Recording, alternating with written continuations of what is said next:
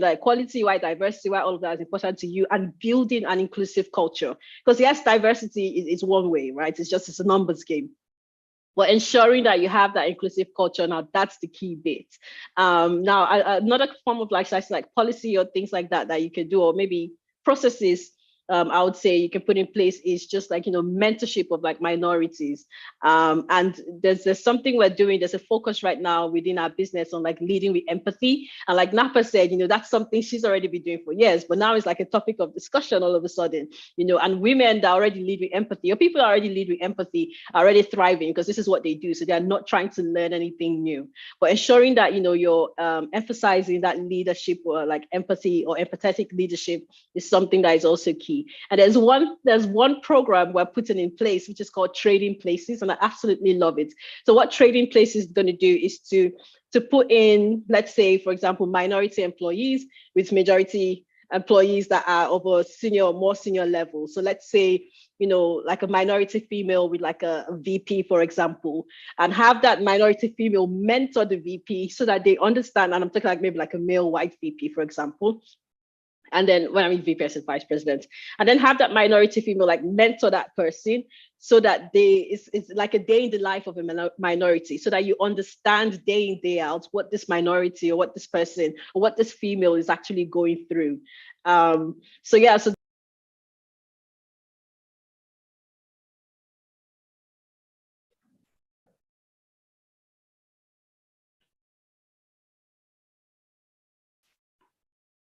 Okay, I think she went off for a moment. Okay, thank you so much, Georgia. I think we'll be moving on right now to Anyedi. We just have a question for you. And we'd like to know, you're the only man here, blessed are you amongst women, like Volahon had said earlier.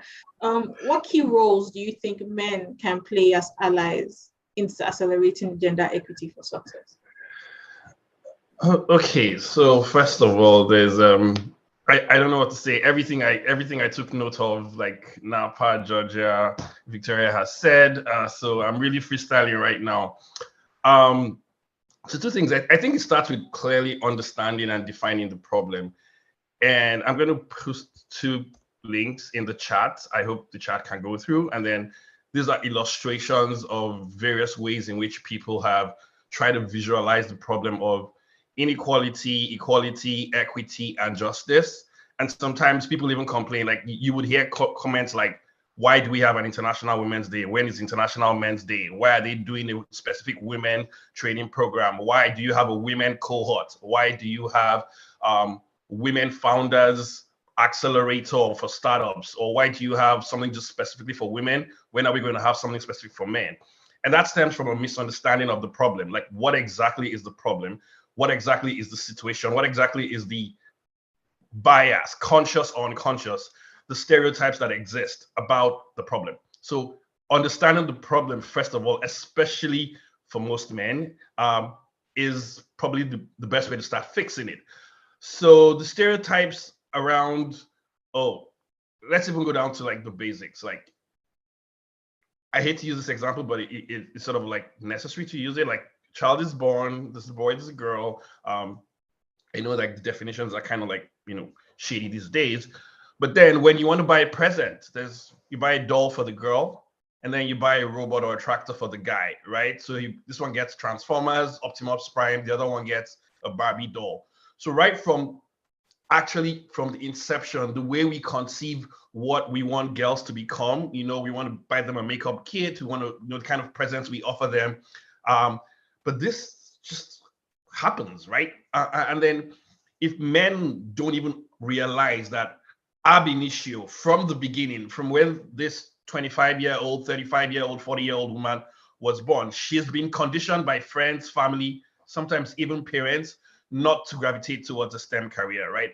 When you understand that kind of situation, then you have to rethink, you have to unlearn and then relearn about the position you have as a man to help, young people come into technology, young women come into technology. So if you find yourself as an elder brother, as an uncle, as a father, you can start doing those things. They say charity begins at home. But then when you even get into the workplace, you need to understand that whoever has come through has gone through a lot already. She has been the 1% in a class of 100. And I'll speak to a little bit about what Georgia said. Sometimes you're fighting two sort of like underrepresentations, you know. So we call this intersectionality. You're both Black and then you're a woman. So sometimes you're just viewed as not fit for a role. In addition, I think another thing that really also just comes to mind is just, you know, lack of support, lack of understanding. So if you're a manager as a man, then there are things you can't necessarily look at, you know, two, like I think it was Napa who made the reference, two of your, you know, reports, maybe two guys, one guy and one girl who come into your company at the same maybe age levels, and then one is either, they may also be new parents. When you say new parent, it means totally two different things for a man and a woman. So if both of them are new parents and they're struggling with this work-life balance, family, and bringing up, in quote, these issues, you may find it, you may be like, well, but why are you complaining when he is not complaining? But that's not the reality, because the sort of responsibilities that they bear, the commitments that they have to their family are also slightly different. So when men who are supposed to be allies get educated about these issues, when they start understanding, first of all, either they have to be taught, because sometimes you don't know this naturally, you're also conditioned the wrong way from the beginning. Or secondly, when one man is in a position where you've been made aware of these issues, it is upon you to educate other men about these issues as well and let them know. Another stereotype that usually happens is when you try to create more opportunity for women, and then it's not just in recruitment, it is, you know, training, it is progression, it is, you know, representation. If I don't see, I worked in a company, when I worked in Google Nigeria, my director was a woman, Juliet was a woman, right? If I don't see a woman as the director of Google West Africa or the general manager for Amazon UK, I, as a young woman, may never even aspire to think I could be that kind of person. You know, many young women in Nigeria don't even aspire to the presidency, because in the history of Nigeria, there hasn't been a woman president, right? So it doesn't even feel like something that you can attain. This is not even imposter syndrome. This is imposter syndrome, you know, like squared, right? It's amplified. So representation is a very big issue. And then, so as a man or as someone who finds yourself in a position of power, you have to fix the sort of entire spectrum of opportunity for women in business or in their careers. So that's everything from hiring, that is also progression, that is also representation, where there are opportunities, you know, give women leadership opportunities. I'll say one thing that I think really struck me very well. I think it was Napa that also made a reference to it, and this was about, you know, mentors and sponsorship. And I like to use every platform I get for people to really understand. First things first, everyone says they need a mentor, but I usually say you want a mentor. If you get a mentor, fantastic, right? But you're not always going to get a mentor, and you can't kill yourself because you don't get a mentor. So the way I look at these three things, and I think I also agree with Napa, is you have three opportunities for this sort of looking up to someone to grow your career. There is a role model, there is a mentor, and there is a sponsor. And then people really feel that mentor is everything. So when you look at a role model, I can make Elon Musk my role model. I can make Sundar Pichai my role model. I can make, you know, whoever. I can make Peter Obi my role model, right? Your role model doesn't necessarily need to know you, but you can read their biography, follow them on social media, read their blog, and figure out how they grew their career, and then model your career after that, right? Then the mentor is someone that knows you. You know, you get a professional relationship with them, you work with them, you're able to talk with them, you can email them, you can ask them when you have an issue. And if you do have a mentor, that is absolutely amazing. Your mentor will guide you and make sure you don't make the same mistakes they made, or will give you a perspective to how you should approach a lot of issues. So the mentor-mentee relationship is very strong. And oftentimes when people come out to me and say, I want you to mentor me, I'm like, I speak at probably, I don't know, 200 events every year. I meet like 25 to 50,000 people in person or online. Everyone that asks me to be their mentor, I just can't. It's not just possible. This mentor relationship is 3 people, 5 people at most at a given point in time. So when you come to me and say you want to be my mentor, or you want me to be your mentor, it's not just possible, right? But then you could make me your role model. I don't know why you would want to choose me out of all the fantastic people in the world. If you really knew the backstory of everything I do, maybe you want to role model parts of my life. But like, you could just follow me on Twitter. That's where I'm very active. You could read up some of the work I do, some of the takes I make. And you could do that to almost anybody, any great woman, great man, anyone that's kind of close to you. So the mentor-mentee relationship can be tough. And if you can't have me as your mentor, you can't have Napa, Georgia, Victoria as your mentor, that's not the end of the world. You can just follow us on whatever places where we share our thoughts and where we talk about our careers. When we turn up on events like this and we send you the link, please log on and listen to what we have to say, because I'm not going to have this same one-on-one conversation with every single 1,000 person I know. I can have it on this platform, and then 10,000 people can listen to my opinion. That's a lot easier for me. But the most powerful one that a lot of people in career don't even know is that if you had a sponsor or you need a sponsor. So role model, you don't know them, they don't know you. Mentor, you know them, they know you, they talk to you right there and then. The sponsor is one level ahead of the mentor. The sponsor will speak about you when you're not there. They will refer you to opportunities. They will put your name down when they're asking for who is this and who is that. When you can build a relationship where your role model becomes your mentor, wow. And then your mentor becomes your sponsor, like when they're looking for someone to give something to. It's very important. So as a man, if you find yourself in the mentor or sponsor role position, absolutely try and offer that both to men and women. And I share those illustrations so that people understand that when we talk about this opportunity for women or accelerating women in their career growth, we're not talking about lowering the bar. No, we're never going to lower the bar. I will never lower the bar to hire a woman.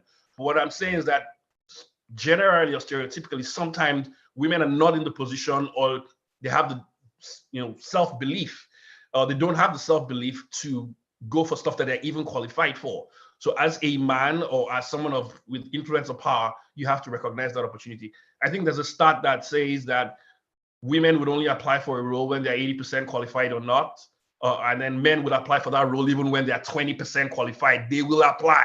So these are some of the issues and context behind how a man can lend his privilege and be a very strong ally for women. Yeah, spoken for too long.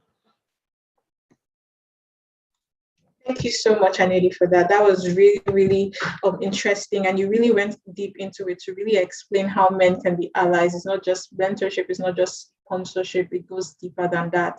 Thank you so much for opening us to that. And I have a question for Victoria Iboha now again. So Victoria Iboha, like she mentioned earlier, she runs a non-profit organization that provides support to professionals to achieve their full potential. So Victoria, I would just like to know, you have worked with numerous women, most likely, having to deal, and not just any women, but women in the career space. What, in your experience working with these women, would you say are the major obstacles that hinder women from realizing their full potential in their careers? Would you say it's society? Would you say it's personal? Would you say it's a combination? What would you say are these obstacles? And do you have any solutions you could prefer, or propose to overcome these challenges? Okay, thank you. Thanks, Omiebi. I'd like to take that, and starting from the last quote that Anedi spoke to when you talked about women not applying for roles until they're 80% qualified, while men will do that even with 20% qualifications. I'll take another quote which is very closely related, and I'm looking at it from part of the issues, part of the constraints that women face. And it's the quote that says that men are rewarded for their potentials while women are rewarded for their performance.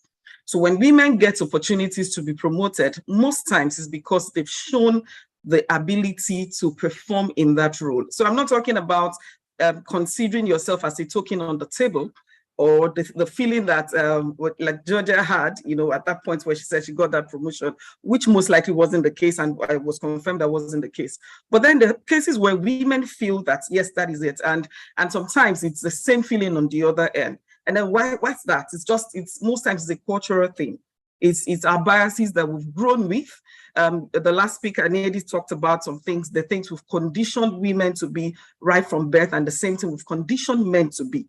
So while men would do these applications when they're less than 20% qualified, the system and the environment has enabled it. And every point I will make here, I can give you real life examples, having been in HR. So I've been in a situation where we sit on a round table and then a lady who's qualified to make the next level as a manager, wasn't given the opportunity because the expectation at that level is that you are going to be visiting different clients, going out of station, and spending time there with your clients. And without having a conversation with this lady to say, these are the expectations of the job, or even without giving an opportunity to say, okay, opportunity to the lady say, let's even see how she'll perform, a decision was already taken before that meeting.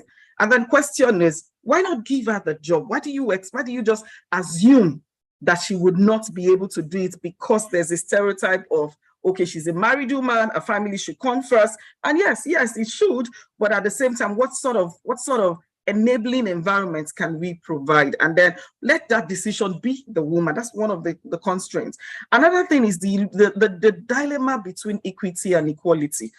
Usually we run organizations where policies are put in place, procedures are put in place where everything is one size fits all. So we go out and we tell people when we are preferring solutions to other areas of our life, and we say you don't have one size fitting all. But we come into organizations where we're leading people and we have the same sort of processes, the same sort of solutions to the different issues that people face. One of the things that the last few years has brought to the fore in the work in the career space is the fact that beyond people just beginning to look at what really matters most to them. Many times when we look at the impact of COVID, we say it has accelerated a lot of things around the future of work, and we say people have now begun to consider themselves first. There are always people that begin to ask, what's in it for me first? But the other thing that many times we don't really look at is the fact that these impacts, the aftermath of COVID is impacting the women more. So when you have people who have to take a decision to say what matters to me the most, when we sit down as a family to say, now this matters most, guess who's going to take the decision to leave the paid employment, to focus more on family? Guess who is most likely to take that decision? Not because she's been coerced, not because anybody is forcing her to do it, but because there's an expectation, either culturally, either even within the organization, and sometimes, like other speakers have said, even the individual themselves, because of the environment they've grown in. The other bit is the illusion of balance. And I'll say this time around, I'm talking about the individuals. Many times we're looking at opportunities and we're thinking that, I'm speaking to the ladies now, you're looking at opportunities and you're thinking, this doesn't give me the right balance that I want. So we've come to a point where people are more aware, like I said before, in terms of what really matters. We hear stories of women going through phases in their life. By the time they're 50, they're looking back and they're regretting decisions they made in their career. We hear that, and as a young woman, you're thinking, okay, maybe no, this is not going to, this isn't going to favor me in terms of striking the balance between my career and my job. And you lose out on opportunities that you should be able to raise your hand for. My comment around that, for any woman on this call who's at that stage or considering that, is every time in life, and I'm already bringing in the solutions to some of the problems I'm referring to. Every time you're faced with that, you need to recognize the fact that your balance would be different at every point in time. So depending on where you are as an individual, what is important at this point might be different in another 5 years' time in terms of the opportunities you decide to take. So rather than cheat yourself out of opportunities that you can raise your hand for, you might just want to say, what's important now?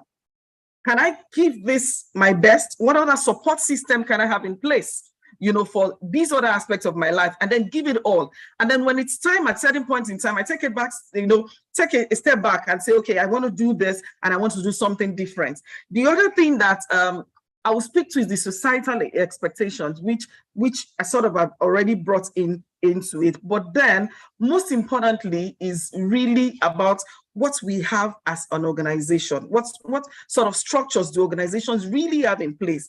I'll give you another example of somebody who joined an organization. I was sharing with a colleague of mine, and she was talking about a former life where we use the word former life, and I'm sure, Georgia, we understand that term when we say former life, maybe where you've been before. And so she was talking about opportunities where people would go, to people be given opportunities to go on projects where they will go to places that were seen as risky areas, And then automatically the women were excluded from those. Guess what happens at the end of the 6 months review period or at the end of the 12-month review period? It is those sort of locations that give you the opportunity to be, to be put forward as an exceptional performer. Because, the enabling, the sort of environment that brings out the best or that brings out the pressure on you, you don't get it in your everyday work. You don't get it in the things that you can think of every day. And so that thing about, sometimes we think we're doing women a favor by just, giving them the things that won't really stress them. Whereas if you look at it at the end of the day, we're not doing any favor because we're actually depriving them of opportunities to be seen. In terms of solutions to some of these things, I would say, like I said earlier, it's first within. And I'll say to everybody, and maybe to the organizations and also to females, the first most important thing is to focus on your growth. Focus on your growth because you will not always get the opportunities. You might get the opportunities, but then if you focus on your growth over time, when the opportunities come, you'll be ready to face them and to take them. The other thing I would, speak to regarding that is really around women connecting widely. So, and that touches on the bit on mentoring sponsors and allies, like I've shared. So I'm not going to say so much on that, but let me talk on other aspects of connecting widely. What sort of associations do you belong to? Where do you get opportunities for this? Sometimes the opportunities you need for your career growth can be outside of where you are. So many times you might be in an environment that the quality that you bring is not seen. You might also be in an environment where you are not enabled as a woman to grow. Then look out. But then you won't be seen. I tell people that most of the time, most of the opportunities that I've gotten in my career came at the point where I was most active on LinkedIn. Most of the opportunities I've gotten in my career came at the point where I was most active volunteering for projects out of my regular job. So my question is, beyond your 9 to 5, what else are you doing? What sort of impact are you making? And I must say that even being on this conversation today is only coming because of some other contacts I've had with 1 or 2 persons here on a completely non-career, non-work related platform, just because of the decision to make an impact. And then finally, in terms of a solution to that, I would say to individuals, embrace your scars. Some people always, there's a tendency to think that I've missed it at certain points. There's a tendency to think that I'm not qualified for this. There's a tendency to think that, okay, so even if I have what it takes, I won't be given the opportunity. What are the things you've learned over the years, and how can you bring them on board? When you have the opportunities to show up, please do show up.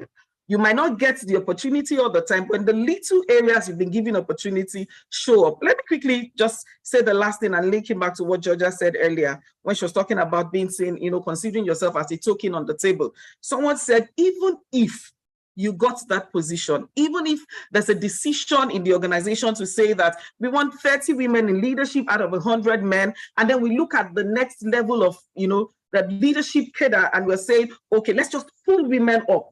And you get to be pulled up. Yes, you've gotten there. You now need to earn that spot. You need to earn your retention on that spot. And you can only earn it if you've won, you've grown within, you've focused on growth, and then you've believed that you have what it takes. You've connected widely.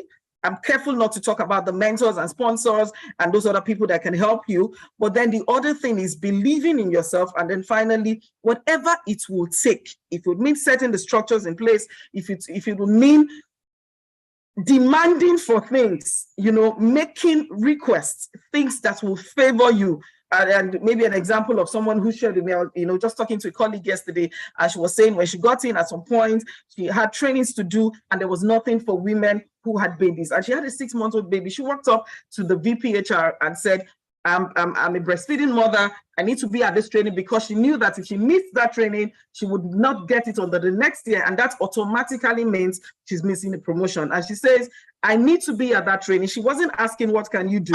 She said, I will bring my baby. My nanny has to come with me. And then what can the organization do? Whereas every other person had told her it wasn't possible. Just walking up and making those demands, she got in and she got the promotion when it was due.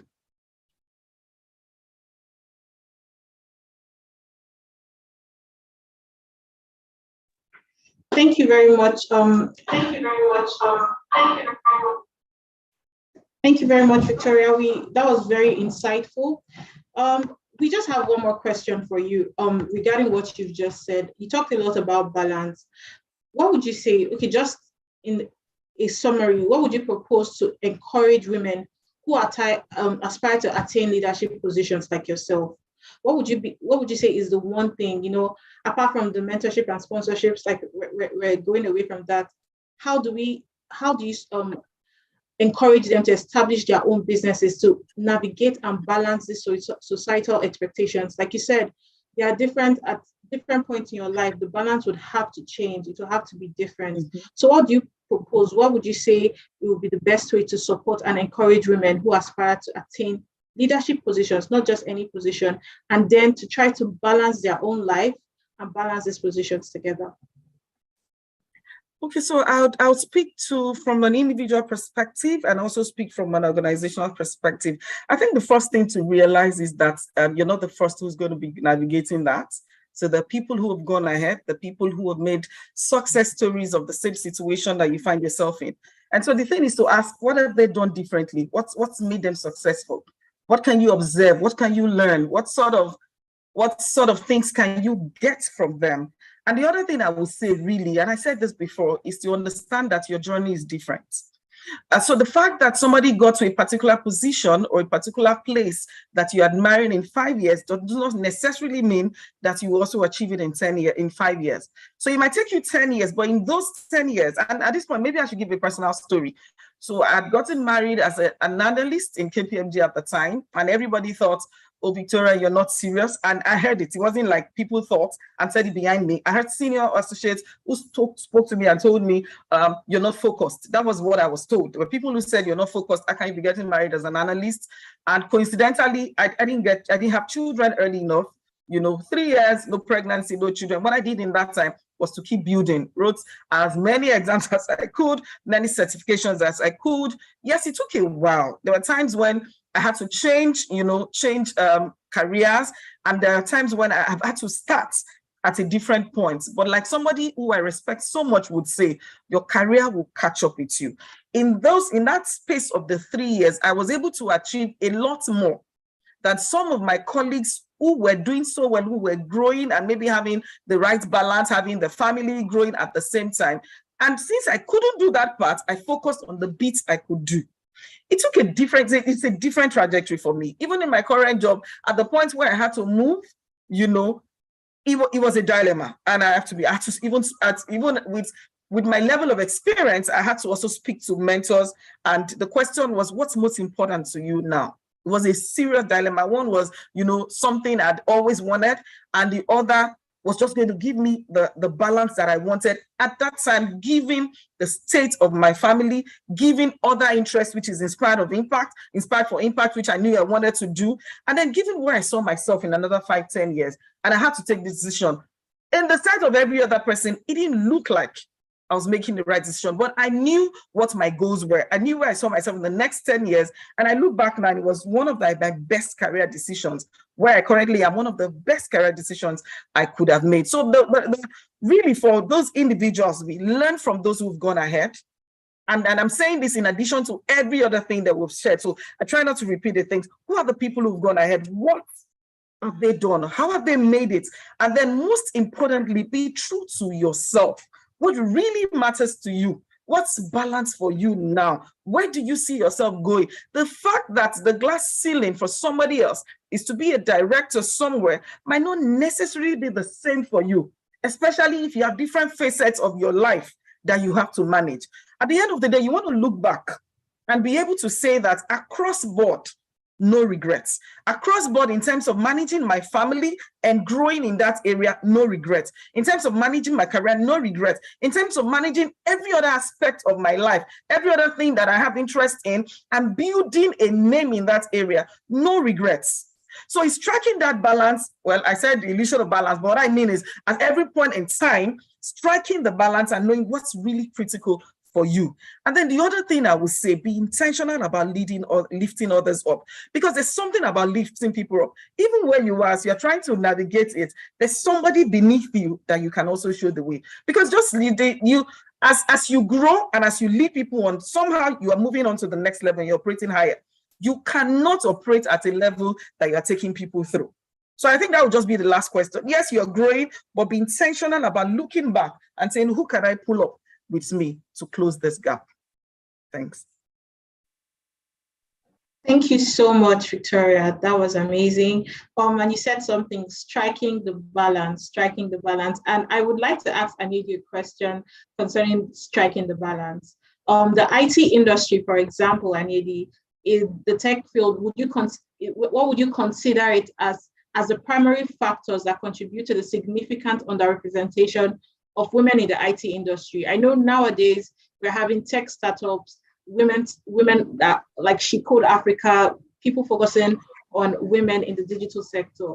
What are the strategies that can be implemented to increase the number of women in this field? And not just women, for instance, we're having a conversation earlier today that we talk about tech a lot, but when we talk about tech, we only talk about it in the majority areas, like we talk about it in Lagos, we talk about it in Port Harcourt, but how do we strike a balance and try to make it more than just Lagos, more than just the southern part, to the minority part as well in Nigeria? How do we strike a balance in the IT industry?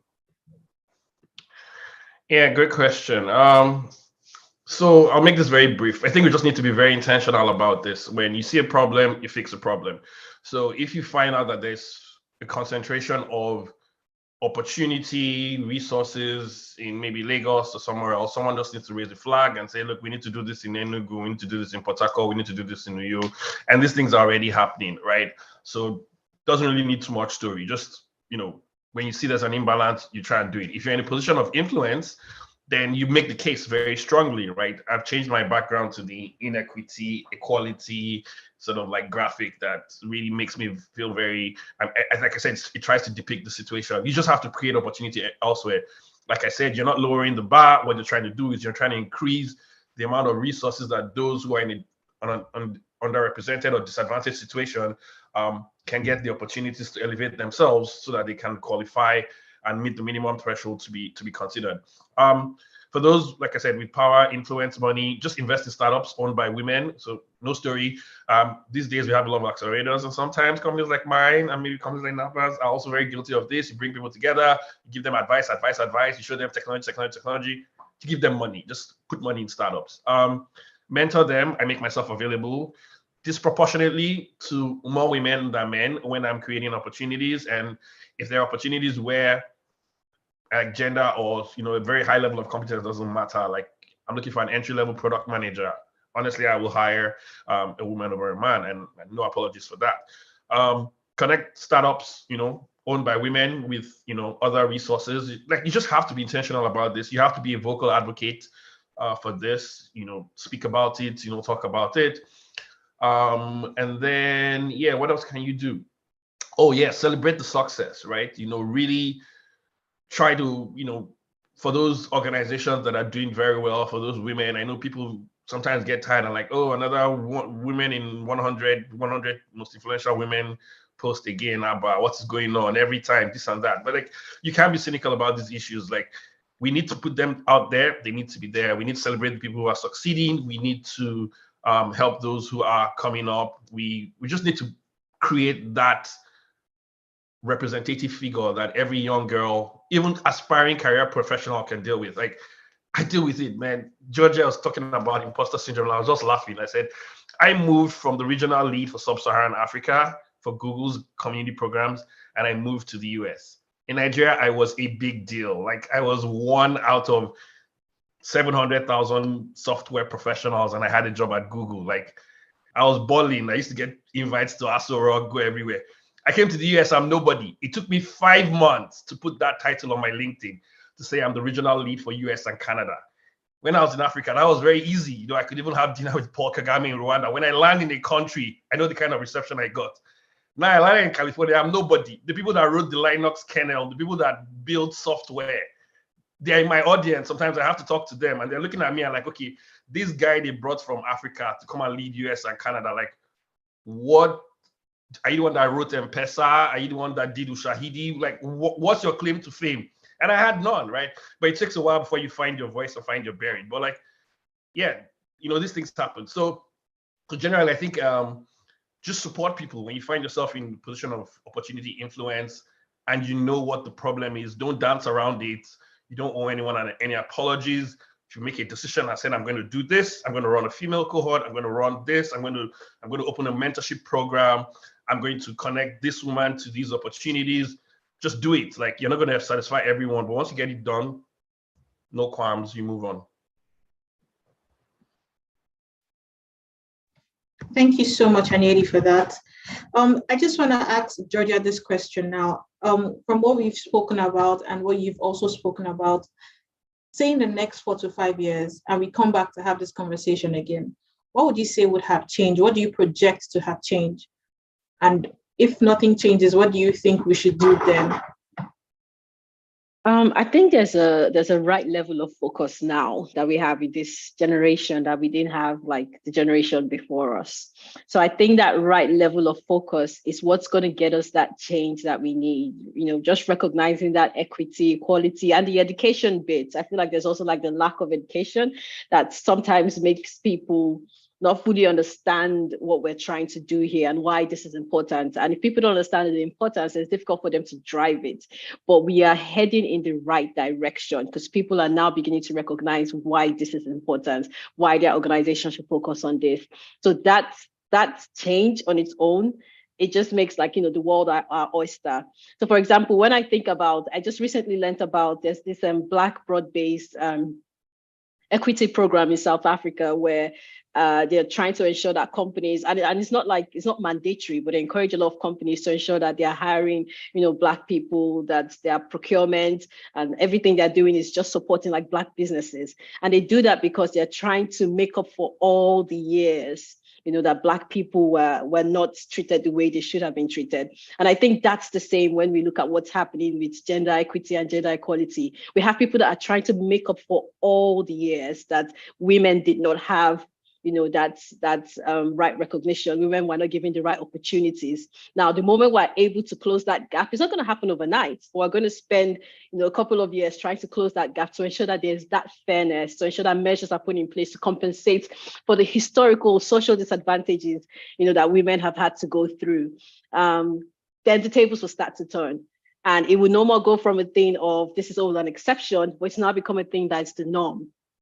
Right, because when you look at the population, and this is just me looking at it, I was looking at it some days ago, you see that it's not really, male is like 51% and females are like 49%. So we're almost equal, like population wise. But why do you walk into a space or walk into an industry and it's like 90 and 10? It doesn't add up, like the maths is not mathsing. I think the only countries that had a significant amount of like males was like the Middle East. Are you talking about, you're looking at like maybe Qatar and Bahrain. I think those were the countries that had like maybe 70% male and then 30% females. So in that kind of situation, if you then go into their workplaces and see that representation is acceptable, but you can't have a country or a place that has almost 51, 49%, and you go into a workplace and you have like 90 and 10. The question is why? There's a misrepresentation there. And we should try to fix it. And that's what equity is. Equity is the means, equality is the result. And with the awareness that's being focused on this right now, in 4 to 5 years, I think it's going to take a lot longer, maybe 10 to 20 years. We'll eventually get there and would have closed that gap. And females would then believe that they have the exact same rights and opportunities, and all this imposter syndrome and all these things we're seeing where people don't apply for things, it would then eventually become a thing of the past. And it's for everybody's good, because we've seen, and I think it was Napa that was, you know, like quoting the statistics to say that women that the companies that had more females on their boards were actually doing better. So at the end of the day, it's a win-win, in my opinion, right? Because we have that feminine touch that we can, you know, just add to just, you know, make things a lot better. And we're very good at multitasking, by the way. And you need that diversity. Your customer, anything you're doing, so you have a diverse such a customer base. Every company has like a diverse customer base. Why is it that your employees do not then represent that customer base if you just want to start from that alone? right? So yeah, so if we're able to apply the right level of focus, drive that education, ensure that everyone understands the importance of this, that gap will close. Females will have more opportunities. Imposter syndrome would be something of the past, and hopefully the next generation of females just have it easier. Thank you so much, Georgia. You said equality is the result from the actions the equity actions we will take now. And it might take a while, yes, but definitely we will get there. I have a question for you, Napa. I'm drawing from what Georgia has said. Equality is the result. So what approaches do you recommend for facilitating productive conversations on these topics without devolving into a men's rights versus feminism conflict? So I think Anyedi also mentioned this. When we start talking about International Women's Day, men become angry. And what about International Men's Day? Or we share gifts for women.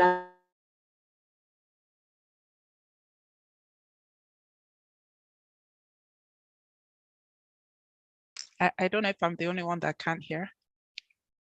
No, we lost her. Okay.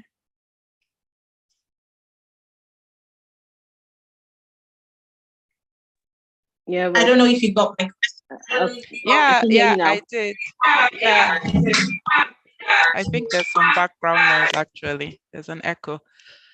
Yeah, Anyedi actually raised it. I like the way he said it, that men start saying when is International Men's Day, and we don't only get that about Women's Day, we also get it on Mother's Day, because my husband says there are like 26 Mother's Days every year, and now we've started doing Women's Month. So people are saying March is now Women's History Month, so we celebrate it throughout the month, right?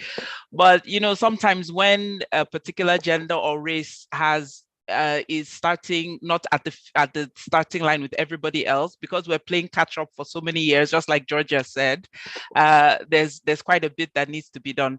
So around the conversations, I've led very diverse teams, people that are from different parts of the world, and men and women. And one of the things I think when you're having these kind of conversations is to find a way to have shared goals. So like Victoria touched on it a bit, instead of saying that you're looking for remote work for mothers, you can just say that we're looking for a more flexible work environment, work policy for both men and women, right? Because there are some fathers that want to work from home, and there's some mothers, but there are also some single people, right? So it's not to over-index on a particular gender in trying to have the conversation. Let it be shared goals, something that will support all parents, or something that will support all people that have a long commute.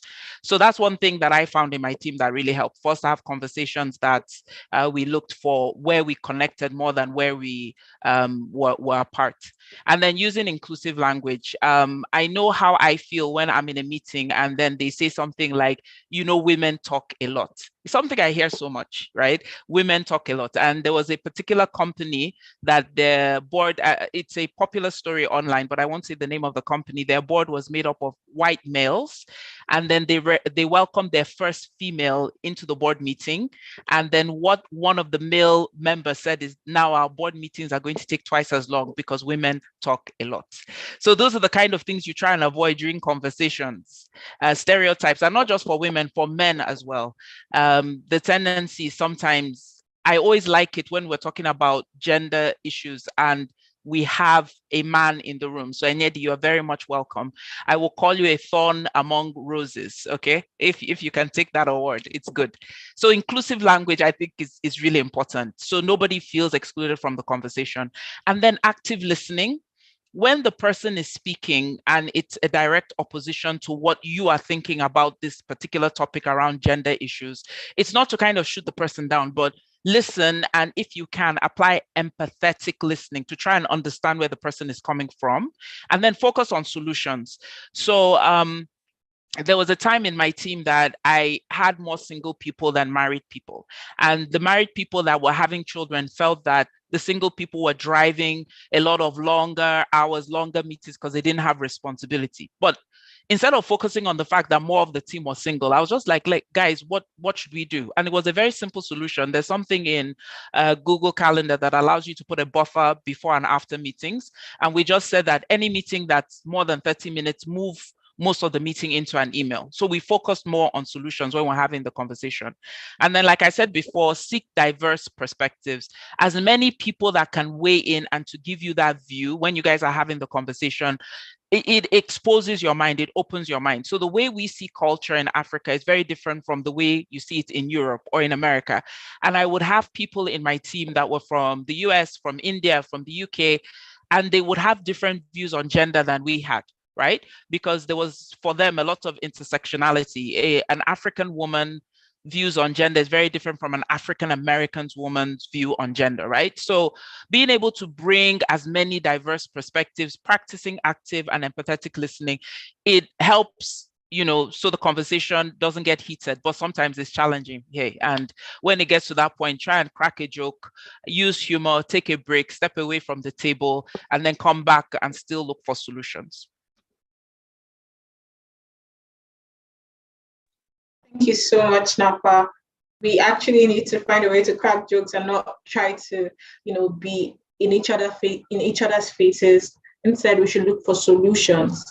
Thank you so much for that. And I just have one final question, and this is a general question for everybody. I know that we've been talking about how we can encourage gender equity. We've spoken about careers, we've spoken about how we can help women and how men should also be a part of this and how it's also helping men. What would you say in just one or two sentences or 3 lines? What would you say are the ways that you think encouraging gender equity can accelerate business success, practically speaking? So Georgia, we're going to start with you.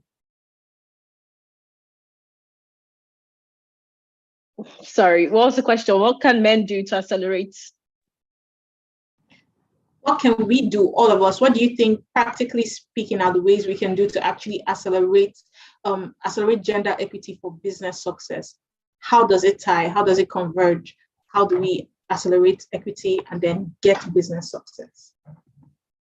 I would say education is a big one. I feel like people don't still fully understand what we're trying to achieve here. And that's the reason why you have, like Anyedi had said, cynical men, or the question you were asking about, when does it become like a gender war? Because of the lack of education. So it's very key. One of the practical ways is to ensure that we ourselves, we fully educate ourselves and then take that knowledge and then try to share it with, the rest of the people in like leadership, workplaces and all of that. To me, that would be one key one. Close the gap from a knowledge perspective. That's amazing. Thank you so much. Close the gap from a knowledge perspective. I think we all need to play our part in educating the women around us on how accelerating gender equity can actually boost business success, and not just the women, but men, especially in this part of the world where most managers are men. We should make them understand how involving women in various organizational activities can actually draw our business success. What about you, Victoria? What would you say are some ways?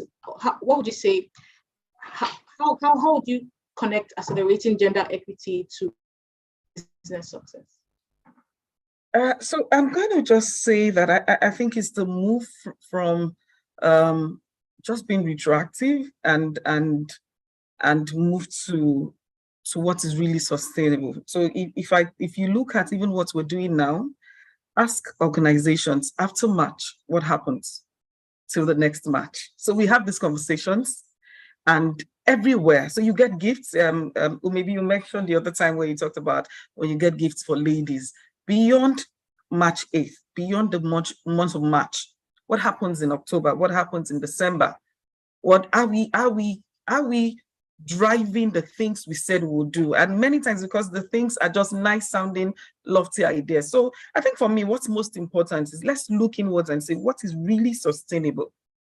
And rather than just having those figures that we really can't drive, let's look at what's sustainable. The other thing that is critical, and I'll link that to the question you had asked earlier about if you can project into the next 4 or 5 years. And I thought to myself, I don't think there's anything we haven't been doing in the last 5 to 10 years that is new that we're doing now.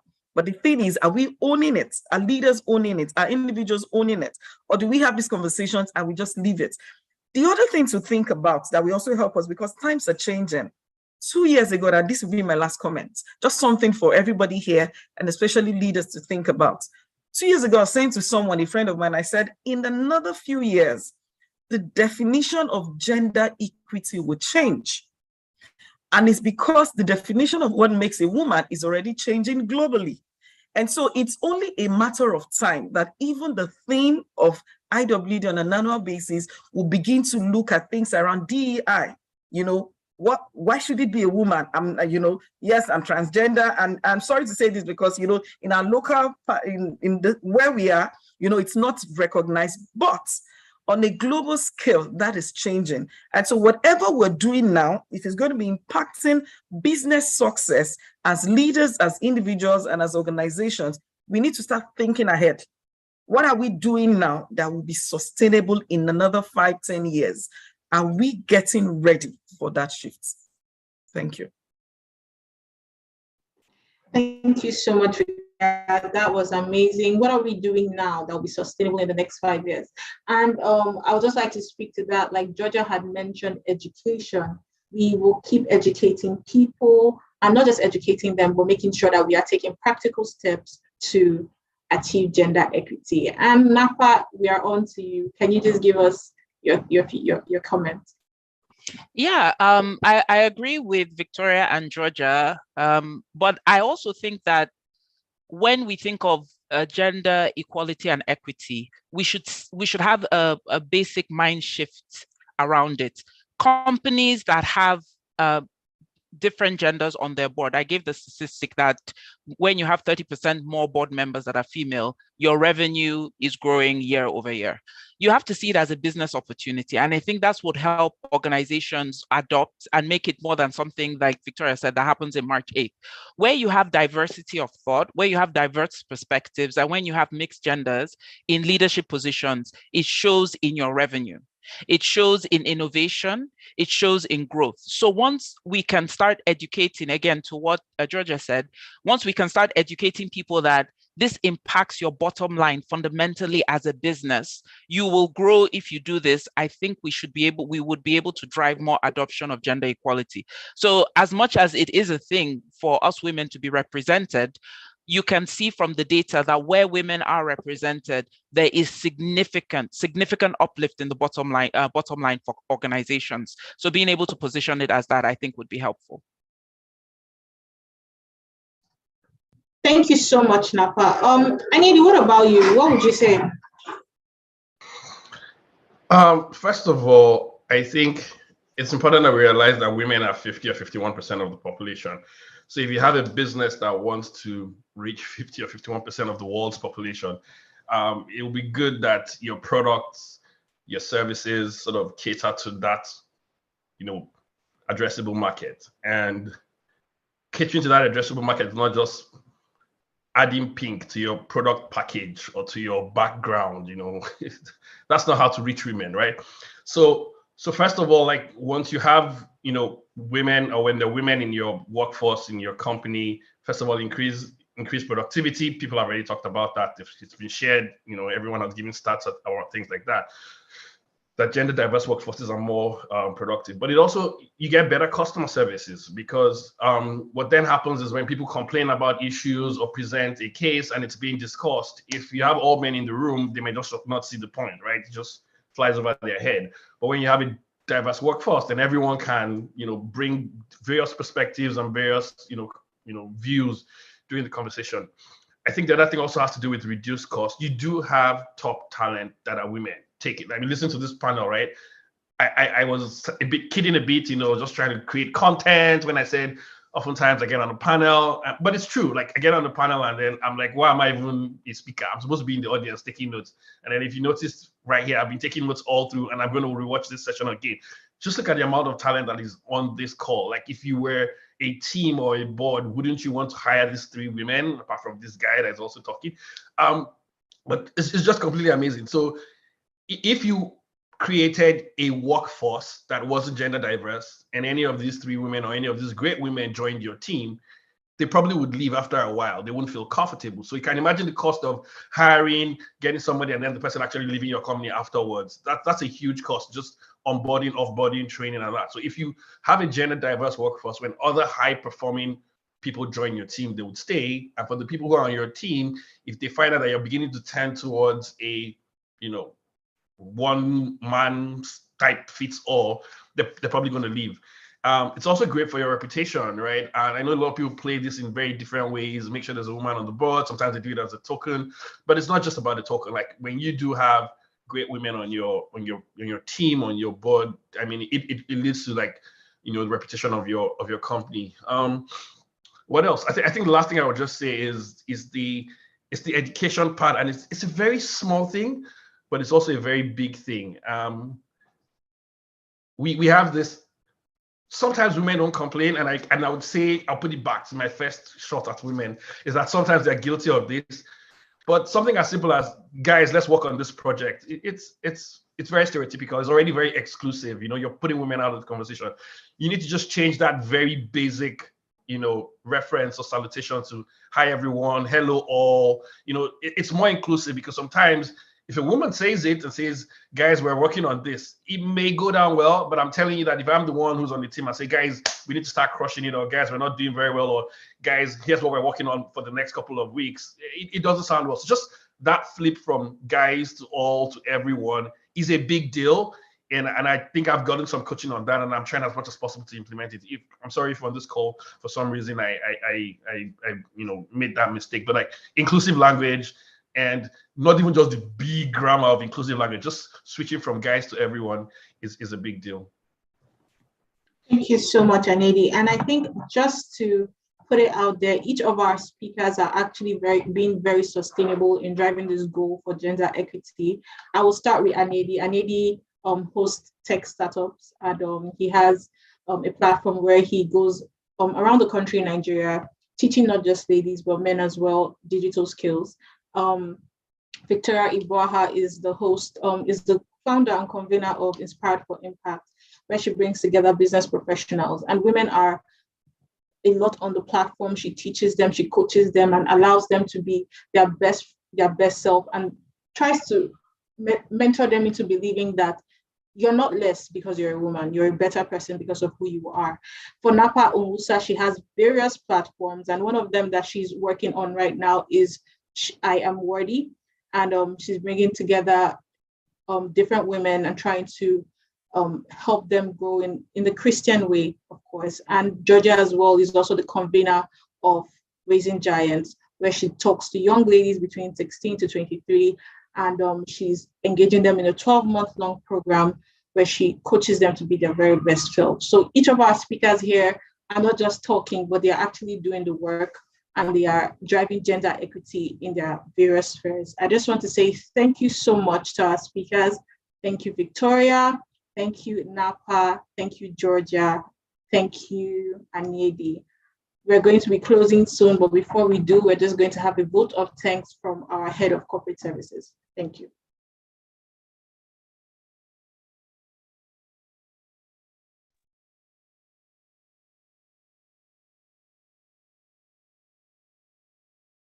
Thank you so much, Omebi. Thank you to our speakers. First of all, I would like to thank the organizers, and that's our marketing communications team, Omebi and her team. Thank you so much for all the dedication and the work you put into this program. It was a success.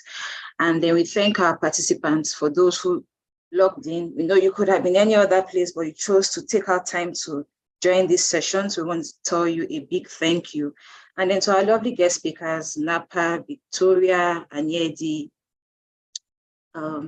Georgia, thank you so much for taking our time. You all have your 9 to 5, but yet you took our time to come on this call. It has been a deeply impactful session, a lot to learn, and I align with Anedi when he said he was taking notes, because I was also taking notes from things that you said, Anedi, and from all of you, all the speakers on this in this session. So thank you so much for bringing in your experience, your skills, just bringing everything you've learned over the years to this session. We're really grateful for that. And then also, then lastly, I would like to just say that for all the men and women on this call, I hope that as we leave this place and then go about our day-to-day activities, we become more deliberate and intentional. This is in line with what Victoria said. about pushing or driving the gender equality narrative. So it's not just us coming here every March, having these sessions and then not doing anything about it till the following year. But we all become deliberate. We all take that deliberate step, both men, both women, to push that narrative and ensure that we are actually embracing equity in all phases of our lives. Thank you so much. Thank you so much, Nkechi. Thank you very much. And thank you to everyone for joining us today. Thank you very much. We're closing the session right now. We're going to be playing a video from our women at CODRAS. This is from Private World. Thank you. Equity and not just equality takes us a step further to creating a fair space for both women and men to play in and create success, especially in business. It's not just about something we write, it's not just about something we say, it's about something we practice and something we value. At CODRAS, we prioritize finding innovative solutions to help women and girls unleash their human capital to become leaders and agents of change for inclusive development. But there is still a pressing need for innovation and technological changes to help achieve gender equality. In order to create a more equitable society, gender empowerment and equality is top priority for us at CODRAS Wealth. Empowerment for a sustainable tomorrow. My name is Anike Bremo, Head of Private Wealth, CODRAS Asset Management. My name is Adenike Obiali, and I'm the Head of Retail and Mass Affluent at CODRAS Asset Management Limited. My name is Kofowola Oyewole. I'm the team lead for Private Wealth Management at CODRAS. My name is Reggie B. Asik. I'm a Private Wealth Advisor at CODRAS Asset Management. Happy International Women's Day. Happy International Women's Day. Happy International Women's Day.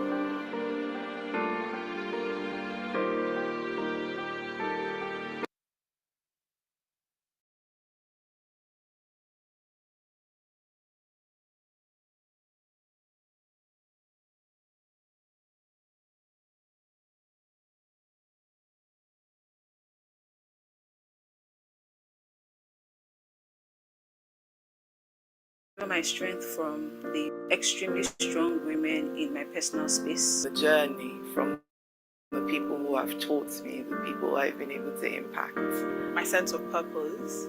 I draw my strength from my family and friends who motivate and encourage me on days when I feel inadequate. They have been my support system over the years, constantly nudging and encouraging me to go further, especially during those moments when I do not feel motivated. And the opportunity to wake up every day and know that even though I don't get it right today, tomorrow would be better. The fact that I have goals, I have a place where I know I should and want to be. So that keeps me going, knowing that there's a lot that can still come from me. It's just a wake-up call for me that, some people have done it and I have to do it.